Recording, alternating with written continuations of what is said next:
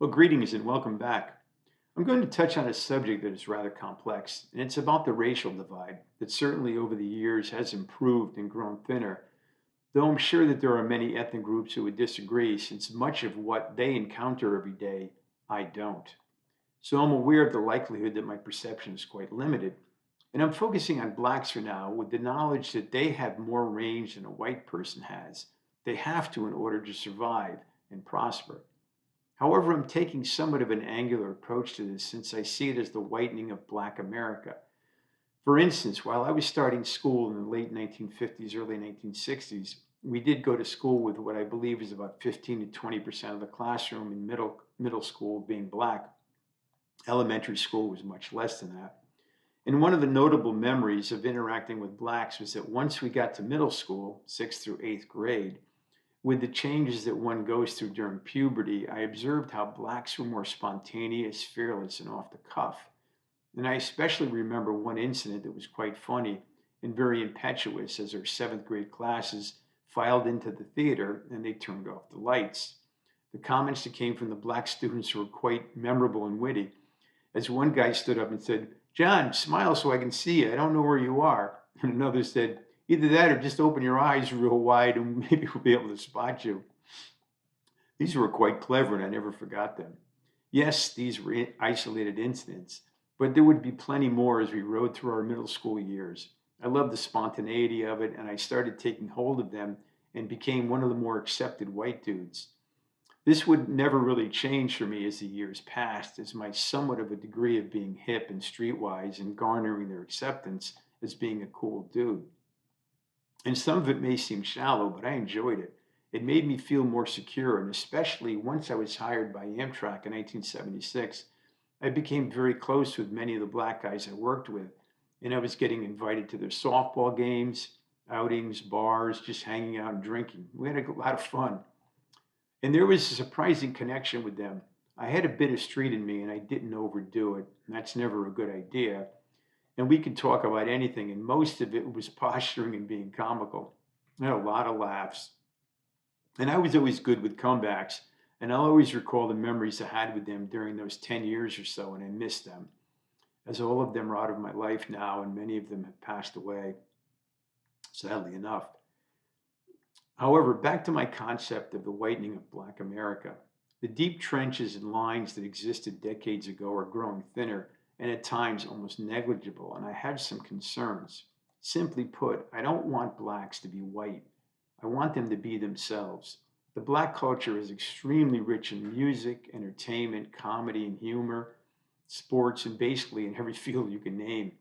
In order to achieve these, they had to get through incredible obstacles to obtain these achievements, since their path was usually blocked, and they had to pass a lot more tests than we did. My hopes are that people of color keep doing what you're doing, and though I'm only one voice, I suspect that they will. And please don't allow ass backwards politicians to try to erase your past.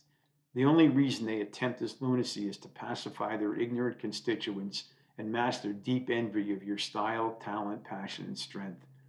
There's nothing like diversity, and that's what makes this country so enticing. And from now on, when someone inevitably asks, "How are you?" I'm going to respond by saying, "I don't know." I think it's an appropriate response and it covers all the bases. And the response of good or fine is becoming kind of spent.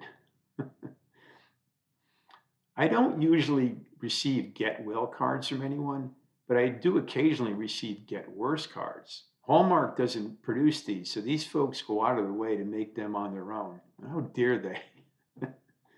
Okay, back to W.C. Fields.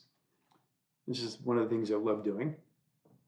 W.C. Fields quotes, and I'll start with number one here, and I got to do the fingers again. Number one, if you can't baffle them with brilliance, baffle them with bullshit. Number two, everybody's got to believe in something. I believe I'll have another beer. Number three, I don't drink water. The fish have sex in it. Number four, I spent half of my money on gambling, alcohol, and women. The other half I wasted. Number five, beer, helping ugly people have sex since 3000 BC. Number six, I cook with wine. Sometimes I even add it to the food. Number seven, I fell in love with a beautiful woman once. She drove me to drink, and I never had a chance to thank her. Number 8, I like children if they're properly cooked. Number 9, no doubt that all women are crazy. It's just a matter of degree. Number 10, was I in here last night? Did I spend $20 last night? Oh, thank goodness. I thought I lost it. And that was back in the 1940s. Number 11, I exercise strong self control. I never drink anything stronger than gin before breakfast. And number 12, asked if the card game was a game of chance. He responded by saying, no, not the way I play it. All right, and I'm going to talk about John Garfield, one of my absolute favorite actors from the film noir era. His acting style was brooding, rebellious, gritty, and unapologetic. And he was acknowledged as the predecessor of method acting, such as Marlon Brando, James Dean, Montgomery Clift, Paul Newman, and Ben Gazzara.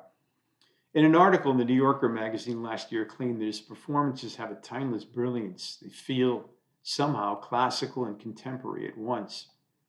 And sadly, he became a victim of the 1950s House Un-American Activities Committee, and he refused to rat out anyone he knew. And though I could not find anything online about the comment he made when he was being prosecuted, he replied, he responded to one question by saying, everybody dies. No one lives forever. I will not rat out anyone I know, never. And his wife was a communist, but he was not. And that's the way John Garfield lived and died, as he sadly passed away way too early in 1952 at the age of 39. And I don't really believe in astrology, but Sagittarians are like that. And lastly, and as Arnold Schwarzenegger says, I'll be back. See you soon.